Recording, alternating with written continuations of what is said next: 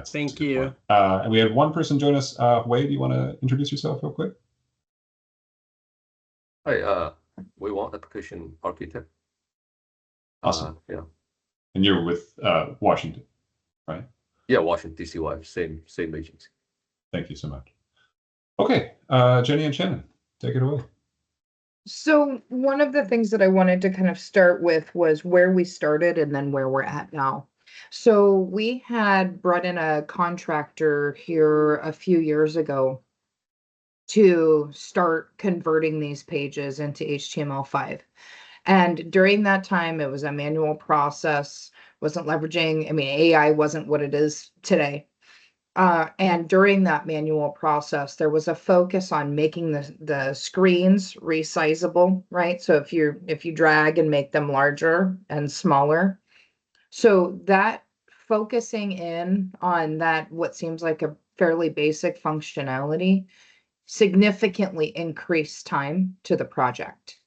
So between the adding the resizability, and then also there would be requests to address production issues while you're in working on the actual page itself. So as we take a look at this next phase of what we're doing, the two probably biggest lessons learned, do not, I mean, well, unless it's a page that you're going to be keeping long term, we're net moving out of the legacy system during our modernization effort. So we do not need to spend a bunch of time making these pages resizable. We just need them to function. And we have, as I'm sure many of you do, hundreds of pages to need to convert in this process. So we are staying away from making these pages resizable on a page, and we are also staying away from addressing any production issues. It is a net conversion of the system itself and making sure that it's working kind of as is. So any initial questions from kind of what's driving that scope, what we ran into early on? I don't know that MVP was really defined during that project. I think it was stated as something that should be able to be done. I don't know where that requirement would have come from. That was years ago, and that contractor's not here anymore. So, but I would strongly recommend that you keep an eye on whether or not you need those pages resizable. So that was kind of the where we were. Since then, AI advancements have come quite a long ways. So what I'd really like to do, rather than speaking about a bunch of things I don't know about, is turn it over to Shannon to speak a little bit about what he's been playing with. And Shannon, if you can go into what AI you're using and how it's functioning, how you use it in your development environment, and kind of some of the conversation we had yesterday. And then we can wrap up with talking about what that actually means for a project size and resourcing and what we're looking at. Sure, I can do that. So over like the last year and really getting down to the last 2 months, AI's made these rapid changes, as we all know. And I'm using VS Code with Copilot, and I'm using the latest AI engine in Copilot, which is currently Claude Sonnet 4.5. And that just came out like 2 days ago. And I take our ORCID's code and I focus on like one page. And I've been focusing, like the first things I start is I ask the AI to come up with a plan on how to update this page to get it off dock mode 5 and get it into HTML5 so that it's modern. We can run it on the new modern browser and not have to worry about all the issues we've had in the past. I tell it not to do anything first. That's kind of this is my go-to. Once I get it, it makes me a plan, but I don't want it to do anything. Because if I let it do things, it kind of runs wild in agent mode and starts changing things that I don't want changed. So I get it very focused. And from there, it gives me this plan. And then I literally inspect the plan. If I like it, if it makes sense to me, then I tell it to do, okay, implement part 1 for me. And then I let the AI make those changes. And then I focus in on what works and what doesn't. And if once I get that piece dialed in, I tell it, go ahead and move on to part 2. And keeping a tight rein on the AI, it's definitely going through and fixing things and adjusting things way faster than I ever could. And it's something that this wouldn't even be possible like one person 2 years ago. But now it's like I can go through this and let it modify this code and let it do its thing. And then I just go back and inspect, make sure it did it right, and give it some testing. And then I move on to the next piece. That's kind of what we've been doing. We're very we're about a month into this process, and I've definitely had some learning experiences on things that can go wrong, things I need to look out. Primarily coming off ORCIDs with Doc Mode 5, the things we need to change are the tags, the modal windows, so the pop-ups. And the AI does handle a lot of that stuff really, really well. It's just digging in the weeds and finding the anomalies on each page as I go through. Shannon, were you able to upload the entire application for review? So I have the whole application in VS Code, and it's capable of looking through the whole thing. But we have a hand up. Go ahead, Naranja. Yeah, this is Prasanna. Sorry. So I have some questions. I don't know if anybody else, like it's a longer question. So first of all, we are just coming up with the AI use policy. And is there any restrictions from Oregon side to use or not use AI? I know obvious things we cannot share our data to AI for whatever it's just like searching Google, right? It can store that information in some place that we don't know.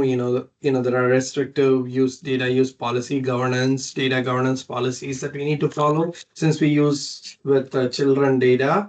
I don't know how you cross that bridge.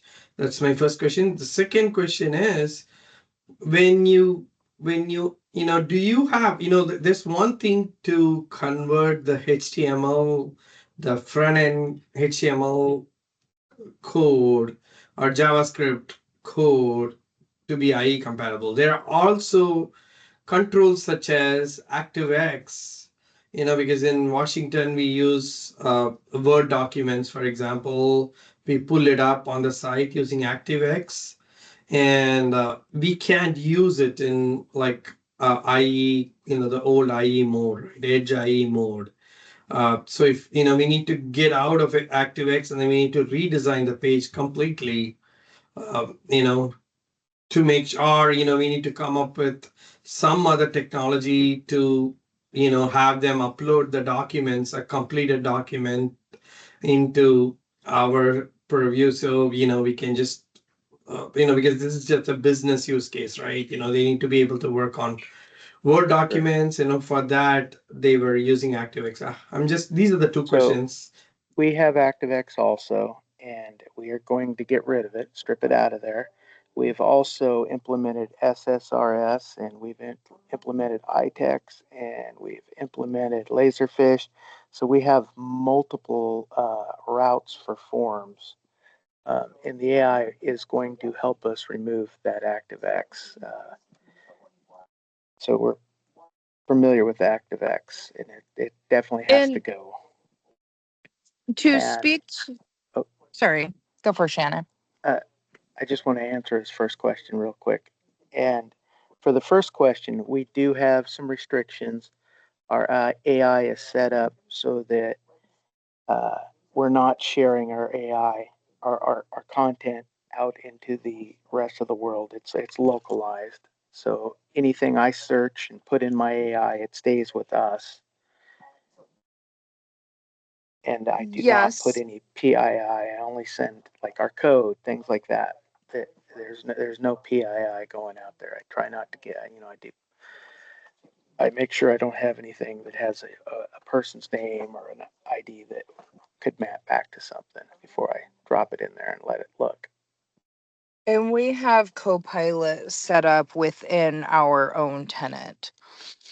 So the way that that's functioning, where we have the ability to use that for all of our code. So we are moving more and more heavily to development supported, AI supported development, I would say, as we continue in this path. But you're not, to Shannon's point, you're not dropping PII information, you're not dropping CGIS information, right? It's code of the application. Got it. Got it. Yeah. So I was also offline looking at, I know we can, it speeds up our research process. That's a good idea. So I totally understand. We are still coming up with the AI policies internally, for Washington as a whole, and then also for our agency, particular agency. So.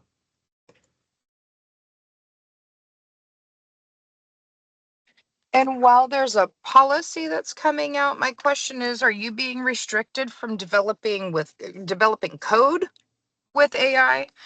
Because there is where most of those questions.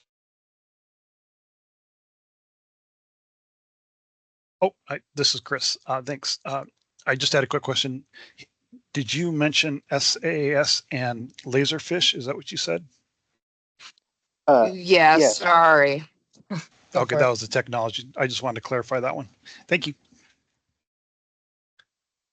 Is it Razorfish? Laser. Laser. Laserfish. Oh, okay. Because Razorfish, I know there was a company, content management company, Razorfish, sometime back. I thought they developed something. So it's Laserfish. Okay. Laserfish, yeah. Got it. Got it. Those are all great recommendations. Chris, do you have your And hand I up? think one of Sorry. I was butting in, go for it. No, we're good. Go ahead, Jen. I was just going to say, I think one of the hopes was, as we take a look across these three groups who are all going to need to be addressing this, we are currently looking at, we've requested funds from the feds for two resources. We're expecting to have to bring on two contracted resources to not negatively impact our modular development on our new applications. So two resources, and we have about 3.5 years, 4 years to go. So in looking at the estimations that we've seen from the AI tooling itself, that seems like a very reasonable focus. And so that's kind of our goal going forward, is to get started on this fairly soon. And I think the question is there opportunity to be able to share code if we started on different sections of this? And I understand we don't all have the same implementations, but I wanted to just kind of ask, is there an opportunity to code share or fill in the blank?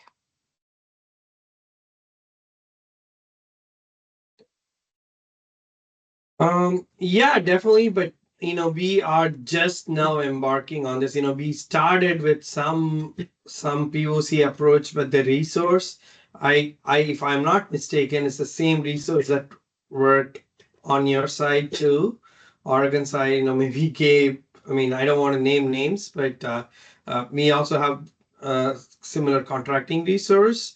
But they were pulled into doing other things other than this particular, it started some 3-4 years back. I think John may have more context before I started with the agency. and then that resource got pulled into doing other projects. And we have prioritized it, but we need to start, again, we need to start from scratch. So hence I reached out to Gabe, like use of AI is a very good suggestion that I get today from your team. So on the And like, go contractor ahead. Prasanna, I was wondering on the Oregon side, did the contractor initiate when he worked on the project, was that outcome was as acceptable, or later on it was when you guys had taken over and you guys brought it into function, the application into functioning as expected? We want to I can- understand think- what I can speak to that a little bit. I mean, the primary driver for the previous effort was really about the end user experience and was about usability. So we all remember, we're probably still dealing with in many places in these CGI systems, where you have a narrative field that's only holds 3 lines of text, right? Where you can only view 3 lines of text at a time. And people trying to read entire case plans, scrolling through 3 lines of text, just totally unacceptable conditions, right? So big focus of that effort, and this was a number of years ago now, was around expanding the pages, expanding the text fields, adding a WYSIWYG editor or rich text editor into the narrative fields to allow expanded. So that from that perspective, I mean, Jenny's exactly right. It took a long time. We were not able to do nearly as many pages as we wanted to, but in terms of the outcome, our end users were happy with the outcome. With that outcome, are we still in the context of converting HTML5? Is that outcome, or before that? This was before, yeah. So there is no conversion in terms of that effort has any pages conversion. Not yet. Those No, that's what we're starting. Okay, thank you. But those Sorry, Jay. pages were initially converted to HTML5. We're not actually running any in HTML5. He put the HTML5 tag in there, but they're still all running doc mode 5. Just because we haven't flipped it, right, within the IE browser to view under the other, or no? It's because when you flip it, they would crash. They break. Okay. That's the whole nightmare. Okay. Yeah, we got some hands up. Yeah, go ahead, Joel. Okay, so we have 3 separate projects that the source of it was all that Wisconsin project.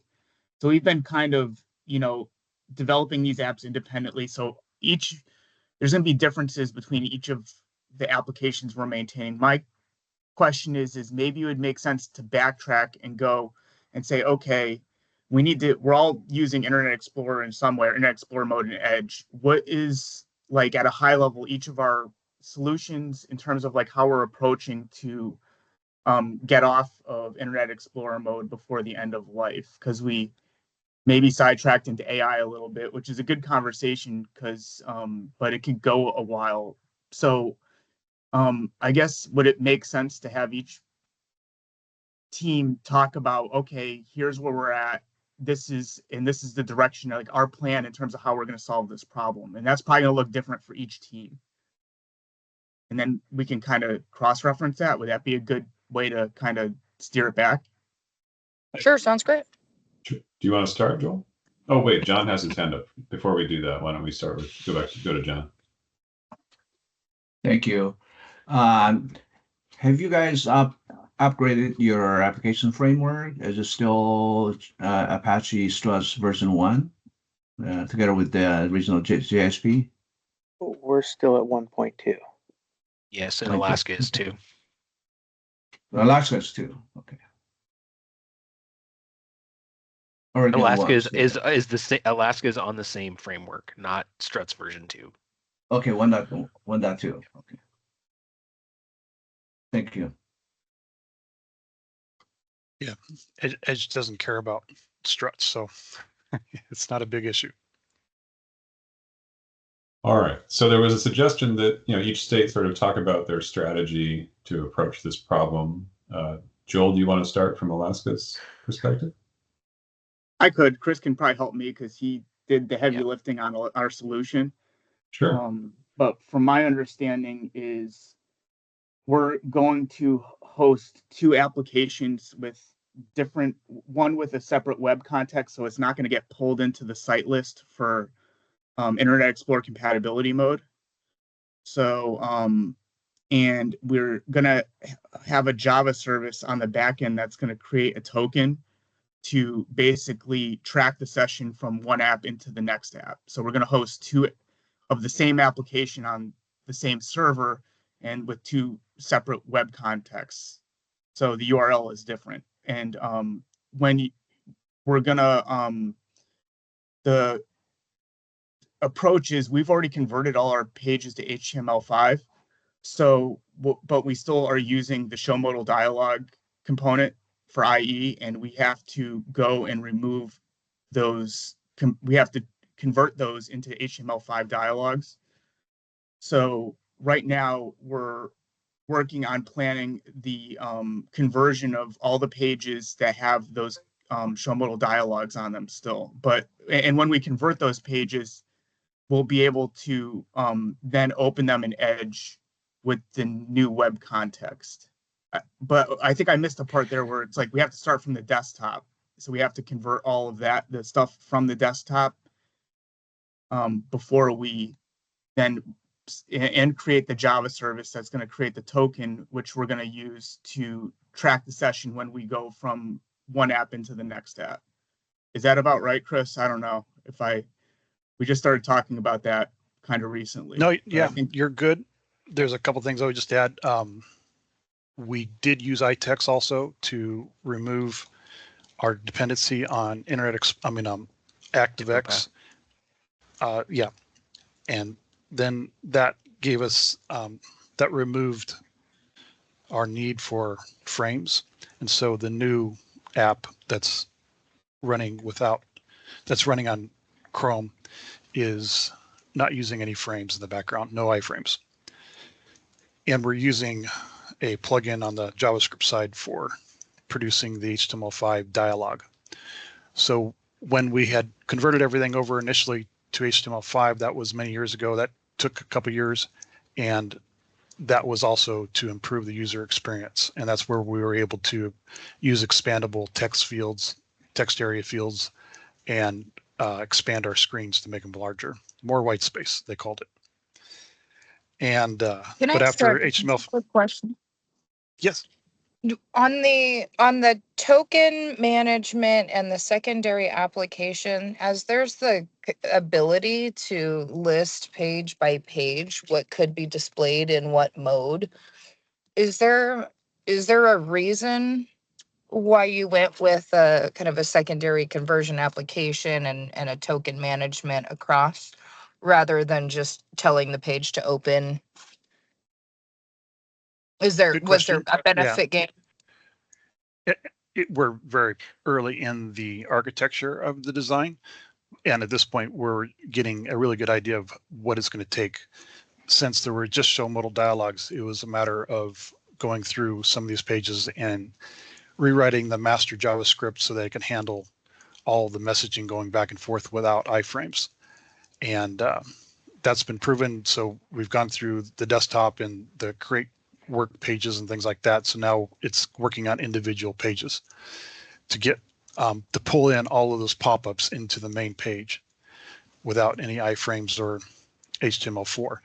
And at some point we could do that programming all on the same app like you're suggesting, but that's a question that needs to be taken up with the state and whether or not that's really feasible. It's nice to be able to fall back to IE's application without having it modified in any way so that we know we have that still working.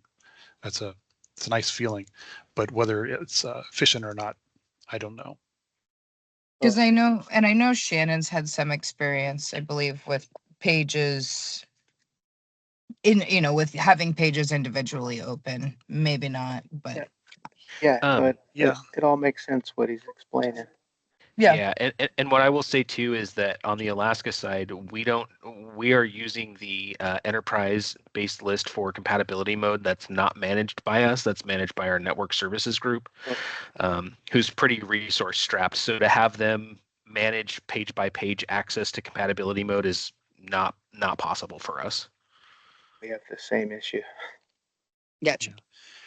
And then as far as AI goes, we're still hoping we can get confirmation from the overhead persons that let us know we can do that, because it would be nice to be able to somehow build a model that we can use to tell AI to do the next page the same way and speed this process up. But we haven't got that approval yet. John's had his hand up for a little bit. Go ahead, John. Yeah, just curious, how many developers do you have on this modernization project? And how long do you expect this gonna take? A Are long you time. asking in Alaska? Yeah, John? Alaska. Sure. Alaska, yeah. So there's 2 CGI developers and there's 3 state developers. We haven't figured out how we're going to divvy up that effort. We're also working on a CWIS solution. Okay. Thank you. And Jenny, on the Oregon side, we're talking about 2 contracted resources and then maybe 1 state resource. Is that the plan? Sorry about that. What I'm expecting is to go out and grab 2 full stack developers. I'm expecting to have a state, like somebody who's technically involved with the project, one of our leads, who would oversee it. And I would expect to need to support with a QA resource as well. So my intention is that the heavy lift of the development between the 2 developers, primarily working with AI as a key tool to make the conversions, reviewing, tweaking, and moving forward. And then the tech lead, or one of our leads, would be involved. It wouldn't be their primary duty, but they would be kind of providing the oversight, and then again a QA resource. So that's kind of what I'm expecting from our side. And given the number of years between now and then, my hope is that we start fairly soon in this conversion, and that way we can have 3.5 years to get it without feeling like we're up against a brick wall. Thanks. Going back to kind of returning Thank to you. Joel's suggestion, do the folks from Washington want to talk a little bit about, what's the strategy looking like from your perspective?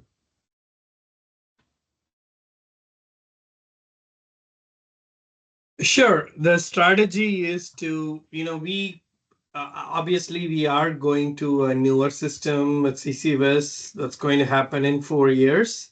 So until at least 2029, we need to run this site. The strategy is to start right now, and if it's going to take until 2029 to complete, it's going to be wasted effort. The reason I wanted, this is my personal thing because of security, and also I dread the day when Edge says that he can't use IE. It happened, for our child welfare application, which is called FamLink. We have 2 different kind of users. One is internal users internal to the agency, and then external users that are external to our agency. They come through, like there is a portal called Secure Access Washington. So where they set up an account for Washington specific, so with which they can log into all other agencies within Washington. So there's that kind of account. So the whole, this project was put on the back burner. We started in 2022, for several reasons, and it was put on the back burner because we wanted to focus on CCVIS. And then it took 3 years for procurement of CCVIS vendor, and it's going to take another 4 years. In the meantime, we were working on other, Gabe, we worked on AFCARs and other priorities, that took most of our time. And we are very thinly staffed too, not just network, but even from our side. So the strategy right now is to fix it as soon as we can to make sure that we mitigate that risk when Edge goes out. It's more a technical debt than any user-driven user interface thing. Our goal is to make sure that this application for not just external users, even internal users, if the Edge deletes, like I think IE mode is deprecated in Edge, but Microsoft, they haven't deleted it. So they can delete it anytime, right?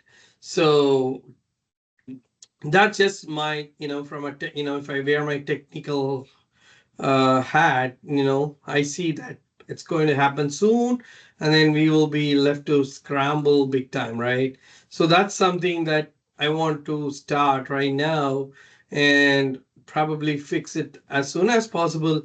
Not worry too much about user, UI, like I heard that Oregon is making it as HTML5 compatible or responsive design.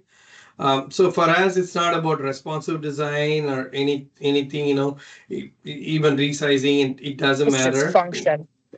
Yeah, just the function. We want to make sure that it works in Edge without IE mode. That's the minimal viable product that at least for a few pages. I'm trying to complete as a POC and then, apply to other pages. And I was told, maybe John, Ravi, or Ray, you can, add more details because you have more experience than me within the agency. So, but I was told that there are other aspects to it. It's not just the UI aspect, but it's the ActiveX component. And also it's not, the UI is not necessarily disconnected. The MVP within the struts framework, we need to change not just on the JavaScript or the front end side, but JSP pages, but also on the struts framework side, right? So that's why it's becoming complicated for us. And then I wanted to talk to different, several other states that are doing the same. So I wanted to clarify one thing. The doc mode 5 has not been, so everything was rolled in under Edge, and you can still have compatibility modes. And the compatibility mode for doc mode 5 is what they've stated as it's probably going away in 2030. They've kind of just put a warning out there right now, and they've stated that they haven't announced an exact date, but they only have to give 1 year's notice. And so what they're targeting is, from the sounds of it, like January 1, 2030 is potentially that date, which means they could come out January 1, 2029 and say, hey, by the way, this time next year, we're not going to support that anymore, which would leave people only 1 year to make that conversion. And so that's where there is time now. It's not going to go away anytime this year or next year. But they have kind of come out and stated that 2030 is the target. So I just wanted to clarify, make sure we were all talking the same thing. Sure. Oh, yeah, correct. I guess I'll ask the question too, because Alaska's running in IE 11 mode, not Doc 5. Are both Oregon and Washington running in Doc 5? Oregon's running in doc mode 5. Okay. We're in IE11 doc mode 5 compatibility. It's the same thing in Washington. Okay. So Oregon and Washington's technical implementation, mirrors in my, previous experience. So, in some aspects, we've even shared code and stuff. So, for So other in other Alaska, components. in Alaska, did you already migrate this? Because we had the same transfer system. So we are functioning in IE, but you've already moved up to a new versioning. Yeah, I don't believe we're running it in doc mode 5. We're not under that restriction. Chris, I Chris has his see you hand have your up. hand up. Yeah. Oh, thanks. Yeah, we checked at the desktop which version they're running and make sure it's version 11. Else they'll get a message. Prasanna, did you choose a new web framework yet? No. So Struts 2 is possible, but you haven't really picked a new one. Yeah. So the reason being, if you have to move to Struts 2, it's a full-fledged redesign. We don't have a Right. budget for it. So the way that I want to handle, I just want to go back to the strategy as, since we are building the CCV system on the side, there's going to be a hard cutover. It's not going to be phased cutover probably. So like we need to run this at least until 2029. And more than, my thing is, I need to correct myself. It's not about IE mode on Edge. I know it's going to be there until 2030, but I forgot to mention any security fixes or anything security. If they say that don't use IE mode, it's going to cause some security issues. In that case, if you're forced to change, that's the one that I dread, because I know for sure, we will be live by 2029, worst case 2020, 2030. That gives us enough time to, to not look into it. But in the meantime, I just want to at least explore from our side what it takes and do a POC for a few pages.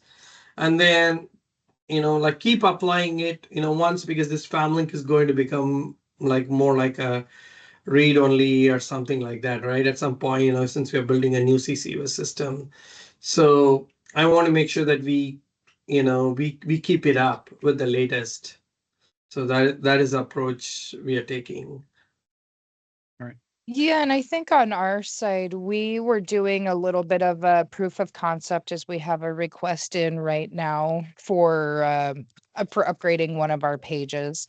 And that's what Shannon has been working on. And that's where kind of the use of AI was being tested out. And why we haven't gone out for a contract right now is because we wanted to see the viability and feasibility of it during that process. And so that's, but that was kind of targeted at a singular page. So that's kind of where we are. But the expectation is that then, we've got enough information coming out of that we'll be able to kind of provide a framework, at least a rough framework for staff coming in for contractors who are coming in to continue forth with. So we're trying to answer the big questions, things like ActiveX that we know we have to deal with. I'm not sure if you want to add any more to that, Shannon. No, I mean, you kind of touched it. I'm doing the basically the pilot, which Washington's talking about doing a pilot. And from this meeting, what I've gathered is it's pretty cool that Alaska started a few years before all of us, and they already have their HTML5 pages all converted over. So it sounds like they're kind of paving the way on the conversion process, and we're all kind of going all down the same path, slightly different spots on the map and time zones, but we're all going to end up in the same spot, pretty much. I agree with you, Shannon.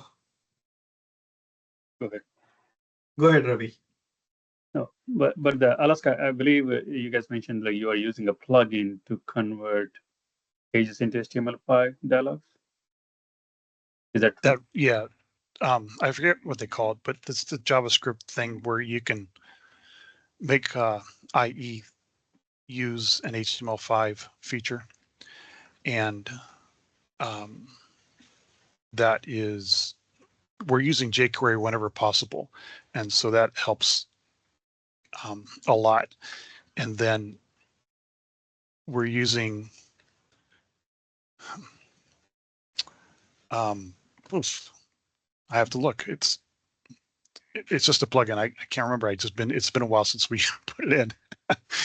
Anyway, but it allows us to write dialog tags in the HTML in the JSPs, and IE doesn't complain.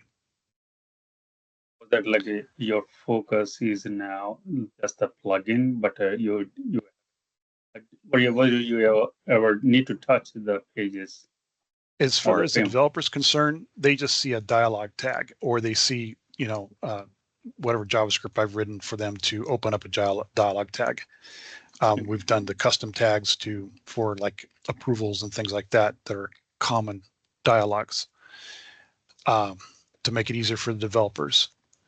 But it's nice because it doesn't look the same. It looks a little bit different, but it works just the same on Chrome or Edge as it does in IE. So we don't have to rewrite any of that code.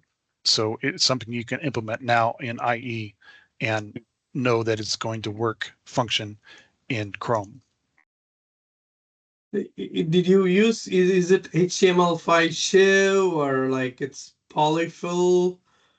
Polyfill, or it's like a more polyfill. that That way. was Okay. the term I could not remember. Yeah. Okay, because there are multiple ways, and then there's also modernizer and then auto prefixer. There are multiple ways you can make it work. So I just curious. So you chose the polyfill. Okay, got it.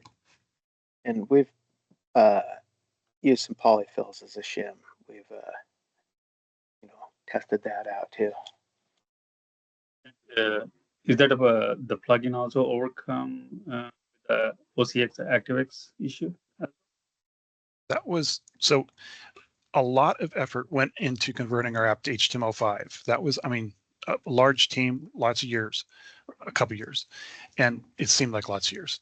And then a lot of effort went into removing what we had Word in the beginning, then we went to InfoPath, and now we're using PDFs. So we didn't implement the WYSIWYG because the business value of that wasn't as critical as getting us out of Word because that was tied up. So getting into InfoPath was really important. So we did that route really quick, as fast as possible. And then when we wanted to get rid of ActiveX, we knew we had to go to another solution. So for that effort, it was a split of what we call printable pages, where they can go into basically an electronic form of the document, see what it looks like, and either do a print screen. They can fill in the document, save that document and that's using a dialogue. And then from there, they can push a PDF button. After we implemented iText, they can produce a PDF of the same document. For other documents that were just notices and things like that, we just go straight to a PDF using iText, using a template in Ditto. But that was a tremendous amount of work. But it's tremendously expensive to buy some of these solutions that produce these electronic forms that make it very easy to implement. So that was a trade-off, the pros and cons there. But once we got rid of InfoPath, then we were able to pull out the ActiveX, and remove the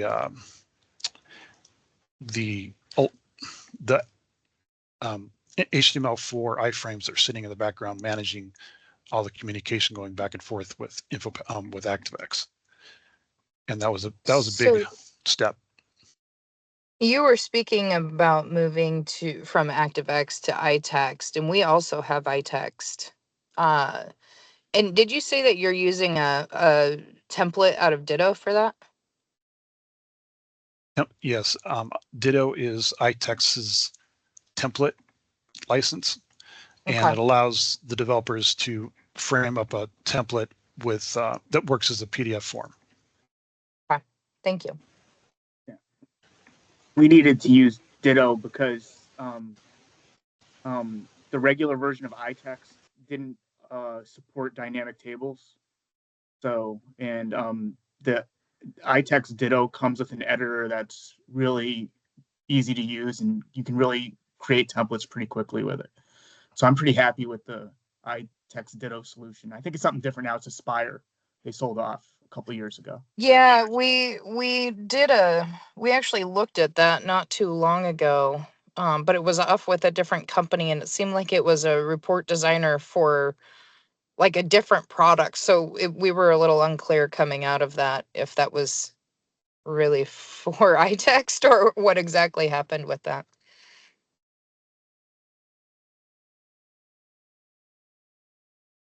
So that was good to hear. Thank you.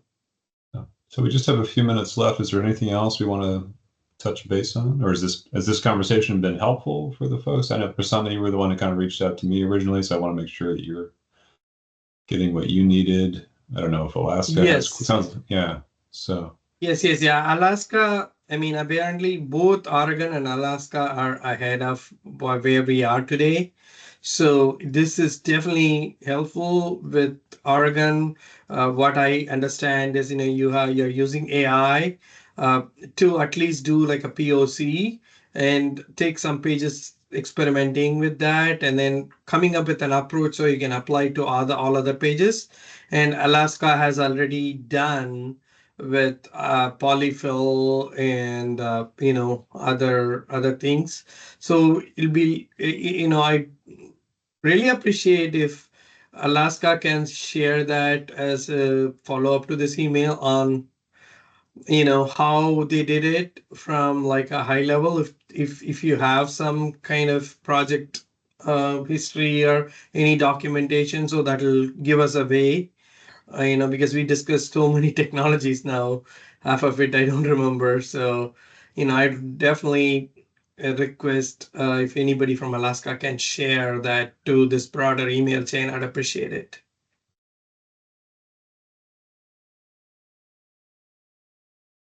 And I think go for it.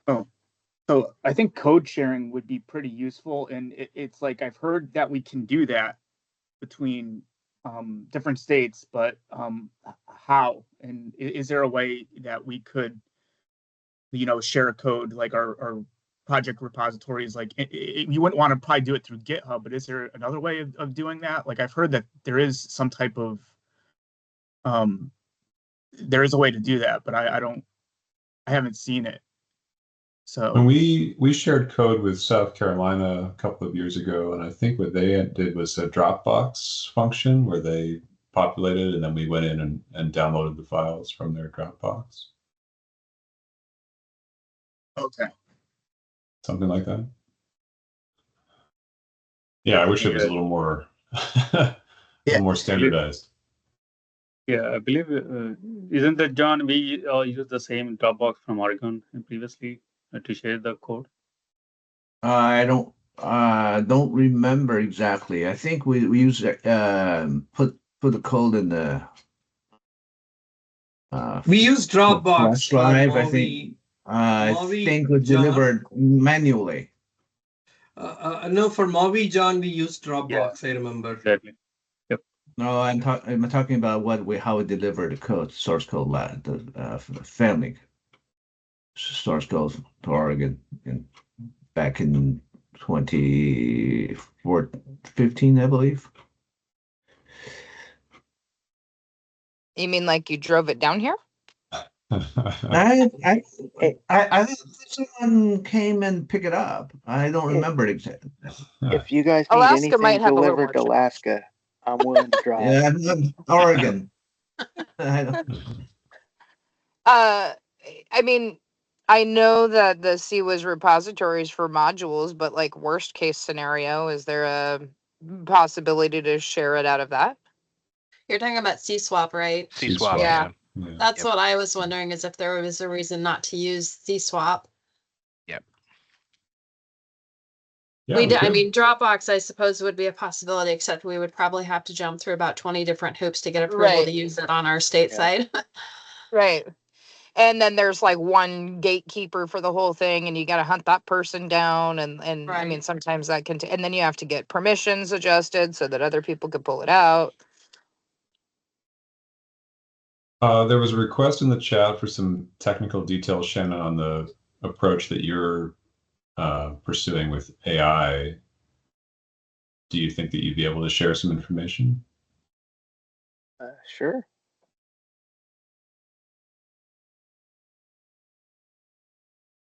Okay. So we just have a minute or two left. I heard a request for some, maybe sharing some code, etc. How do we want to continue this conversation? Are we continuing in email? Do you want to set another meeting at some point in the future? Do we need to continue this conversation? Would it be possible maybe to look at a meeting in like a couple of months time? Just as a follow-up, because by then I'd expect that we have more answers on kind of how we're actually moving forward, at least from an Oregon standpoint. And we can certainly have any needed conversations through email if there's and address if there's a meeting needed before that. But would that be a reasonable thought? I think that's fine, and I was going to suggest that for any kind of technical documentation that people are wanting to share, we could just use the existing email string, but I'll add my folks to it because I'm the only one on the original. I forwarded the invite to them. So, and then if we're going to figure out a way to exchange code, we can just look at using CSwap. Well, I can throw something on the calendar for, say, early December. We can always cancel it if we don't need it. Great. Anything else before we wrap up? From a developer think- perspective, I love these meetings. It's like the second or third time I've had a meeting with some of you guys up from up in Washington, and it's just great to know that other people are doing the same type of things I got to do down here in Oregon. Not alone, Shannon. You're not alone. And I think, one thing to highlight in looking through this, even looking through it in an AI supported environment, when you ask the AI how many resources, how long, I want to highlight it is absolutely a large lift. So, I mean, no matter if you're using AI and if you're not using AI, potentially add some time to it. But it is, even with AI supported, it was a large team. I think it said it could be done in like 8 months, but it was a large team, and that's a larger team than what we have the resourcing for. So that's why we're expecting a multi-year project on this. Got it. Is that Oregon is using AI, but not the Alaska? No, but I think they also did it before the AI capabilities that are out there. Yes.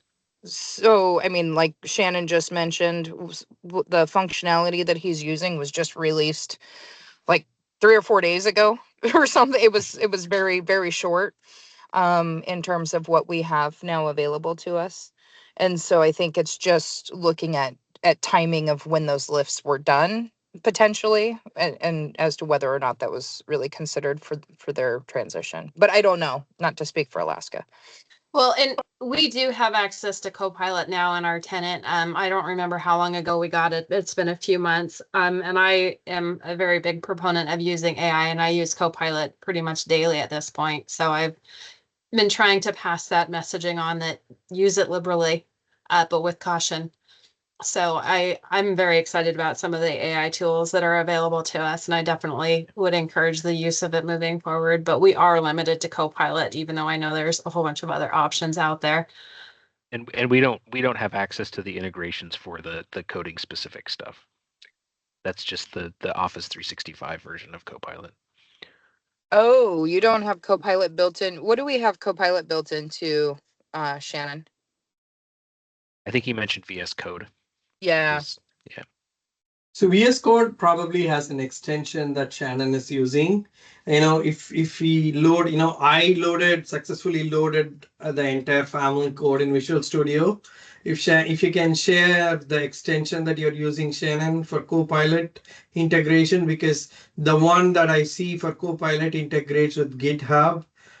Through GitHub, it provides. But if there's any other that integrates directly with the 365 Copilot option, that'll be great. So And I believe it's inherently different than the 365 Copilot, is it, Shannon? Yes. Yeah. Okay. it's called AI Toolkit for Visual Studio Code. Is that the Yeah. one? Okay. I Okay. believe so. Shannon would be the best one to answer those questions. Yeah, good Shannon, news there is you go. I have the code in like in VS Code. I need to tell the team, because the team uses Eclipse. I'm sure there's going to be something for Eclipse too. So Yeah, the recent Microsoft workshops, I think they showed us this extension. got it. Can we use, All right. just use GitHub to share the code? I'm Like- sorry, I've been talking to you guys with my mic muted. I was wondering. Yeah, no, I've been having a full-on conversation with you guys. He's not usually quiet. So I'm using, it's GitHub Copilot. It's in VS Code. I also use Eclipse. I have them both open at the same time. My VS Code points to my repository, and all my AI stuff I do in VS Code. My Eclipse points to that workspace. So any change I make in VS Code, my Eclipse picks up. Any change I make in Eclipse, my VS Code picks up. So they're both pointing to the same thing. So I use all my AI over in VS Code. And I use basically my Eclipse for all my manual changes for the most part. And if none of you guys have been using that, I could show you really quick on the screen what it looks like. And I know we're a little over, but Yeah, we we do are have over. some time if people are interested. Yes, sure. I am interested, but unfortunately, I do have to drop off because I have to run my husband to the airport. But I would strongly encourage my staff to stay on if they have the ability to. And I do appreciate everyone on this call and Gabe for setting this up and inviting Alaska to participate. Greatly appreciated. Thanks, Melanie. Thanks. Thanks for sharing your So- technical details, and that is helpful as well. I'll share really quick here, just a little 2 Yeah, minute. was there any reason for going the GitHub Copilot rather than VS Code Copilot? As far as I know, they're the same. Let me show you here.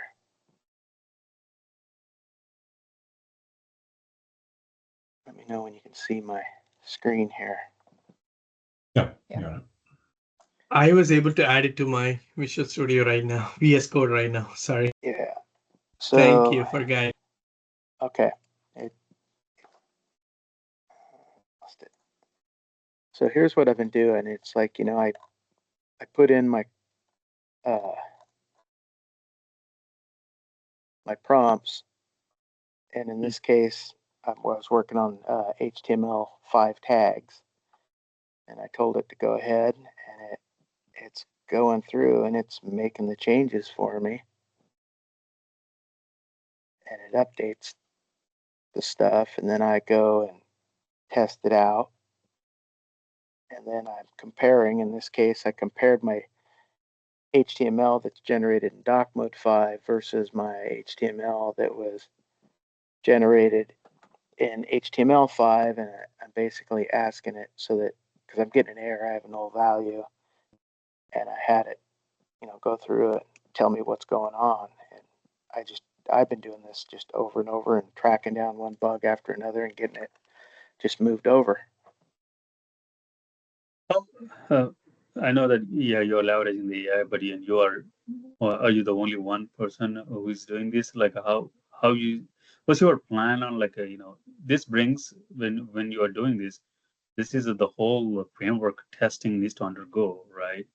And what's your plan on that? Like how the testers get tested, how they get informed, what to look for, and what changes, and what would be the impact? So right now we're just in development. We don't even have any testing plan at this point yet, but we will have when we get down the road. This is still just a pilot at this point.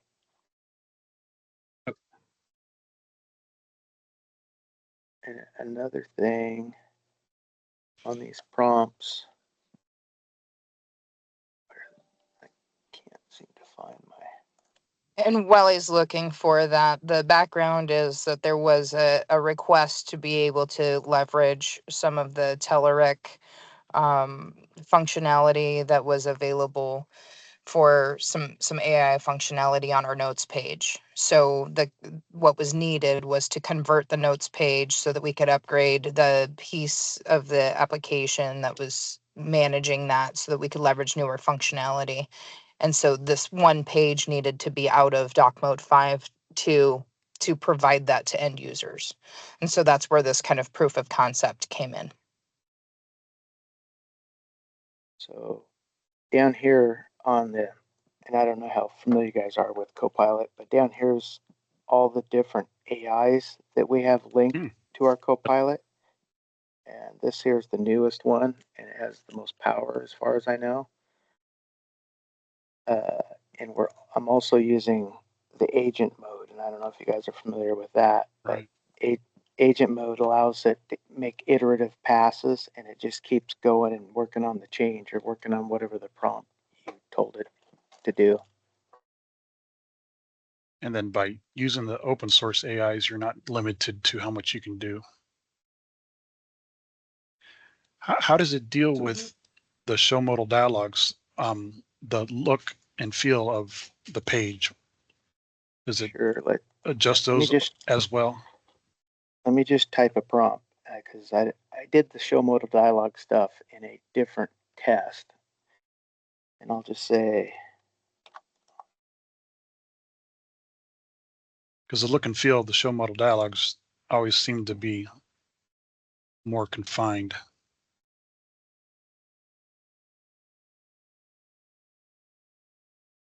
So is there like a particular agent you choose, like GPT 4.1 or I mean, like I'm using Claude Sonnet 4.5 right this minute. This is the latest and greatest. Came out about 2 days ago. Anthropic. I mean, yeah. So like, if you do that, my question is, I know I'm familiar with it. You know, for my personal projects, I use Claude. So my question is, do you have to, you know, like, are you not limited by the sessions and, you know, number of things you can ask? Because I use, like, you know, I ask like 10-minute, you know, I mean, I give some code to solve for my personal projects. Right. I mean, I am limited by time, right? So we have did you get an enterprise count set up, and I haven't ever hit any limits. Oh, I see. So our enterprise account. Then, oh, I see. So is it Copilot or is it Claude? This is Copilot. This is Copilot, and Copilot has Claude. We have so my operations manager Ripley, he goes and talks to our enterprise, and they turn on Claude. So he just turned this on the other day when it came out, and so far every time they release something new, we've made a request and they go over and then they get it turned on, and I just restart and it adds the newest one. At home, I have my own personal account and I have most of these, but I don't have all of these. I don't have Claude. I have only Claude 3.5 when I loaded this. So that's why I'm asking.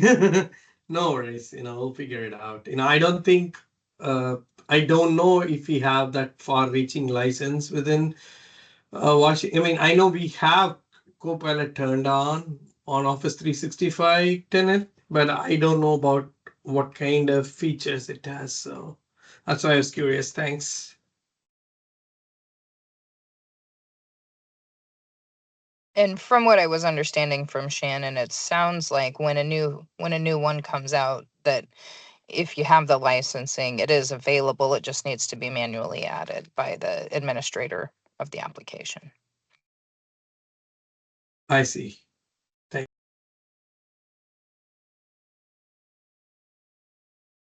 To enterprise, if you are in, yeah, makes sense. So this is one thing I've learned with the AI is I ask it to make me a plan, but don't make any changes yet because I want to review the plan and kind of see what it comes up with, and you know it's more of a prompting game, figuring out what the AI is going to do, and so I just said our project has show modal dialogues. We're upgrading to HTML5. Modal dialogues must be replaced with a polyfill shim. Can you make a plan to do this change, but do not make any changes?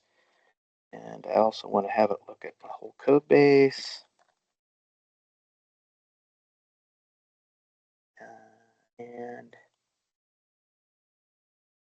these locate all of dialogues. We'll have it look for all of them too. And I'll just let it go at that. Now I've done this on a different project, so I've seen the shim that it's going to create or wants to create. We'll just see what it does here. Hey, Matt, can I share which polyfill we're using? Sure. Yeah. Okay.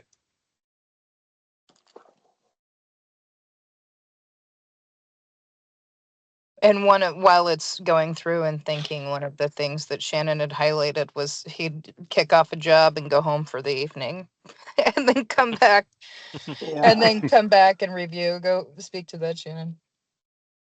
Yeah, that's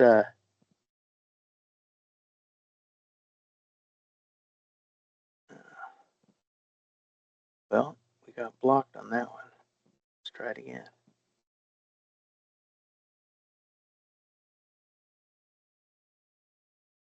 Don't usually get that. Only when you demo something, John. Yeah, yeah. You could probably say my project is using show modal dialogue.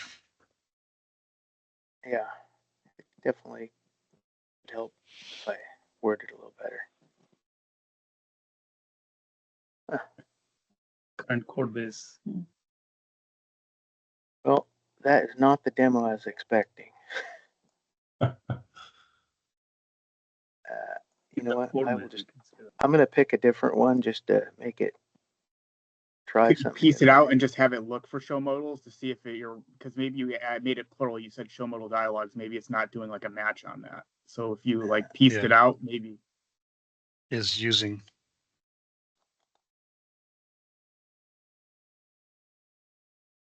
And then remove the S on show modal dialogues. Okay, we'll try that. And I'll go to GPT-5 this time.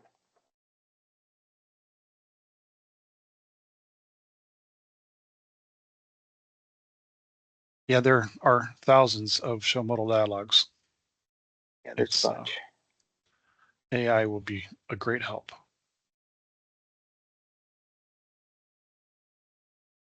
So on the other project, when I did it, it gave me the shim and I implemented it and tested it out and seen that it worked. The next piece I needed to figure out and work on was I needed to pilot. Some of our modal dialogues actually return information. You know, they're not just a pop-up, they actually return, and then the calling page, the parent page, needs to continue with that information. So that's another piece that we need to work on. I don't remember how far I got on that.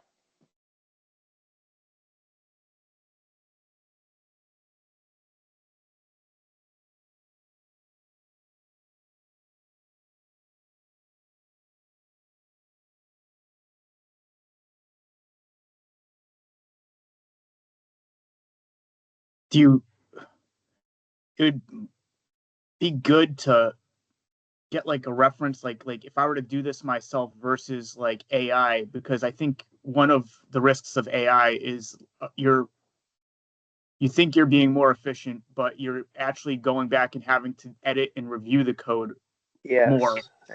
So That it's can like, happen. is that trade-off, like, I think it's still, I haven't used it enough personally, but my reservation is always like, okay, if there is a bug, I didn't write all the code, so I'm not as familiar with it. And it's like finding the bug could take as much time as implementing the change itself. So are you It can. finding that? Yeah. It can, and that's where I come back to. I tell it to make me a plan, and I have it. I look over that plan before I ever have it make a change, and then I have it when I actually do the change.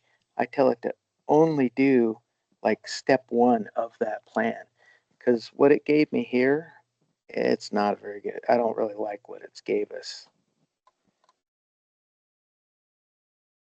I mean, it went through, but it didn't find them all or do anything. Let's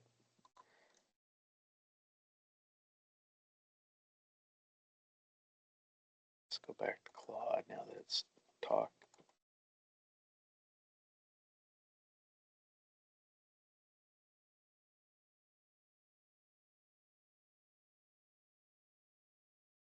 So for what we've been doing, when it's a pop-up that returns information,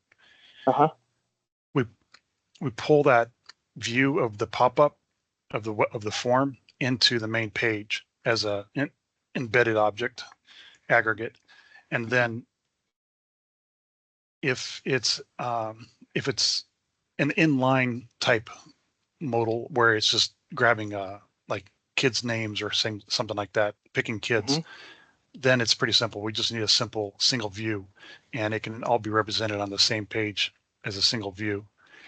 If it's something that's got a save button on it, like fixing an intake decision, then what I do is I pull in 2 copies of the view. One's a buffer, one's the actual copy.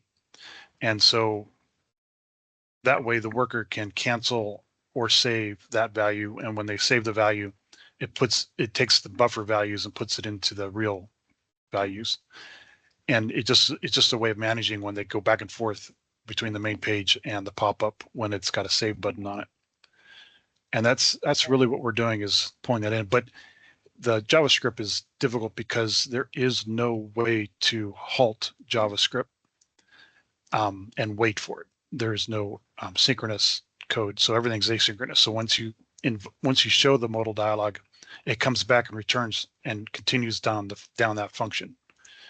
So all of the show modals are waiting for the show modal to come back, and that just doesn't happen in HTML5 on the new browsers. So right, that's you have exactly, to that's push the all problem the with code into a callback, right?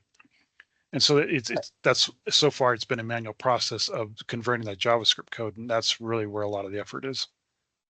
And And that's what I've been struggling with here, is the JavaScript in HTML5 is just way more asynchronous, and it's been giving me a problem on the case note page I'm trying to rewrite. Right.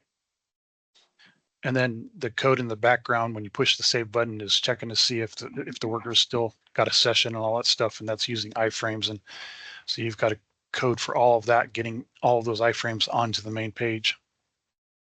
So that's a little tricky.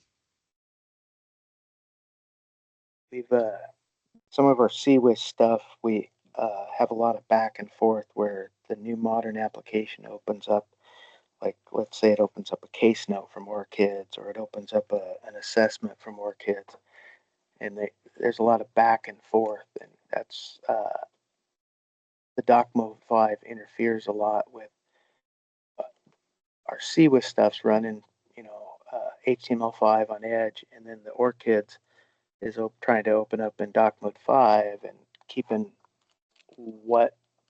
how the browser opens up the page coming from the enterprise is kind of a pain, and then it's a cross domain because ORCIDS is on a different domain, and we've really had a lot of trouble with that stuff, keeping it all in sync. Yeah, and closing the page to get that pop-up. Are you sure you want to close this page? Yeah. Yeah. So Chris, could you do a quick demo, like just talk about and share your screen and show our code for our transaction dialogues? Let me stop sharing, since because